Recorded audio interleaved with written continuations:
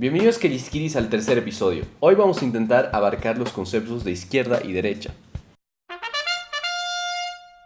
Sí, es verdad y vamos a renegar hartísimo porque hoy en día se habla tanto de la izquierda y la derecha que al final creo que ni entendemos qué es izquierda y derecha.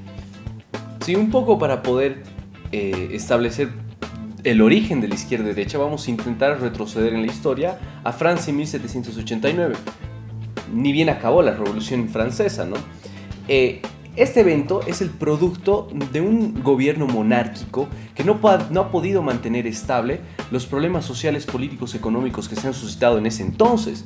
Entonces, como resultado, se proclama un tercer estado que está siendo articulado en una asamblea nacional, compuesto por los no privilegiados y los privilegiados. Es decir, si quieren llamarlo, es el nacimiento o el primer paso al estado moderno que hoy en día conocemos.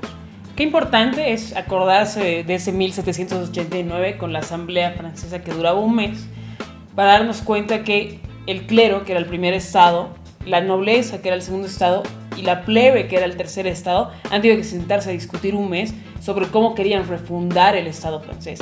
Es decir, han tenido que entender a cabalidad cómo tenía que funcionar y qué querían para su estado. Y lo divertido es que se han tenido que sentar en lugares distintos de la sala como para votar. Unos a la izquierda, unos a la derecha. Es decir, intentamos entender lo que es izquierda-derecha desde cómo y dónde se sentaban en ese entonces. Bueno, al fin y al cabo, un poco para ambientar lo que representaba dónde se sentaban la derecha y la izquierda. La derecha en ese entonces, o donde se sentaban los de la derecha, era la nobleza y tenían ese rol muy fuerte dentro del Estado. Y los que se sentaban en el lado izquierdo eran los que se llamaban el tercer estado, ¿no? Los no privilegiados, o los que en ese entonces se llamaban los patriotas. Bueno, lo cierto es que tendemos a polarizar absolutamente todo. Entonces, ¿te gusta la Pepsi? ¿Te gusta la Coca-Cola? ¿Eres del Pilsen? ¿Eres de Bolívar? ¿Te gusta el fútbol? ¿Te gusta el básquet? Y así con absolutamente todo. Y lo mismo pasa cuando hablamos de política. ¿Eres de izquierda o derecha? Y no somos capaces de ver la variedad de matices que hay. Porque la vida no siempre es blanco y negro. Y lo mismo pasa en política. No todo tiene que ser izquierda o derecha. Evidentemente, entonces, para poder refrescar un poco los conceptos y actualizar un poco nuestros conceptos, también hay que preguntarnos qué es izquierda y derecha hoy en día. Hoy en día creo que podemos decir que el neoliberalismo tiene una economía mucho más libre, fomenta el libre comercio, reduce el gasto público, fomenta la inversión extranjera. La izquierda, por otro lado, sin entrar en esa delimitación tan brusca, siempre va a velar por los derechos humanos, es humanista, promueve mucho la igualdad de oportunidades. Entonces creo que ahí está la diferencia principal, ¿no? La igualdad de oportunidades versus esta apertura al mercado que como que de repente va comiendo si no se la estructura bien. Es decir, si no se piensa bien dónde se lo está implementando. Claro, y ambas tienen debilidades, ¿no? O sea, dentro de la derecha, si quieren ponerlo como ejemplo bien claro, es que tiende a generar elitismos o incluso diferencias muy claras entre economías de individuos, ¿no? Pero bueno, Andrea, un poco más para refrescar y entender más a cabalidad estos conceptos. ¿Qué tal si nos hacemos unos cuantos ejemplos? Me parece excelente, vamos con los ejemplos. Bueno, podemos hablar un poco de lo que ha sido el neoliberalismo en Bolivia. Entonces, para entender el neoliberalismo en Bolivia es así mala palabra, ¿no? ¿Por qué? Lo que pasa es que cuando se ha implementado el neoliberalismo en Bolivia, salíamos de una crisis económica muy, muy profunda y la hemos implementado como una suerte de receta de libro. Entonces, eso ha hecho que se ahonden más las diferencias. ¿Qué quiere decir esto? Que la gente privilegiada ha tenido muchos más privilegios, la gente pobre se ha hecho más pobre, los indígenas campesinos han sido mucho más relegados de lo que ya eran, y esto ha permitido que en Bolivia se ahonden las diferencias. ¿Por qué? No porque el neoliberalismo haya sido malo, sino porque no hemos pensado bien cómo implementar estas políticas y cómo adaptarlas a una realidad que pedía y exigía una transformación social que genere igualdad de oportunidades, y eso es lo que no hemos sabido hacer ese entonces. Evidentemente, ¿podríamos decir que el neoliberalismo es derecha? Sí y no, es como te digo, en Bolivia hemos tenido este error de adaptar, sin embargo el neoliberalismo también puede tener políticas que piensan en el otro, que sean un poco más inclusivas a nivel social, pero su característica más grande es que económicamente, como te he dicho, genera una libre economía, hay mayor apertura al mercado. Y creo que quizá el error más grande del neoliberalismo es que descuida mucho al Estado. Es como que quiere anular el Estado y se basa mucho en el mercado. ¿Y qué me dices de los nórdicos? Los nórdicos, que se los considera unos países un poco más estables, si podríamos llamarlo así, ¿son neoliberales? Sí, de hecho, los estados nórdicos en su mayoría son neoliberales, pero no son 100% neoliberales. ¿Qué quiere decir esto? Su política económica es neoliberal porque tienen apertura al mercado, hay mucha inversión extranjera, hay muchas muy buenas políticas para las empresas, pero le dan, y es un gran pero, le dan mucha importancia al Estado.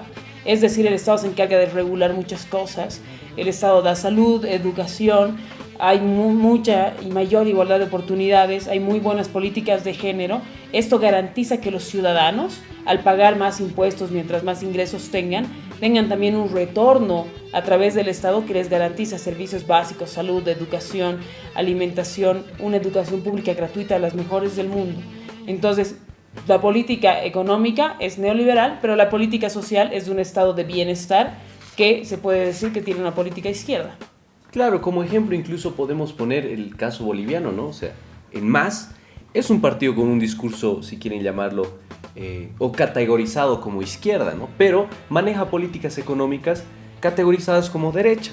Entonces hay una, no confrontación, pero hay una existencia de dos polos, ¿no? Y esta existencia genera discursos radicales o polarizados, ¿no? Una oposición que está muy en contra de todo lo que es el oficialismo y un oficialismo que genera también discursos como neoliberalismo capitalista dañino y cosas por el estilo, ¿no?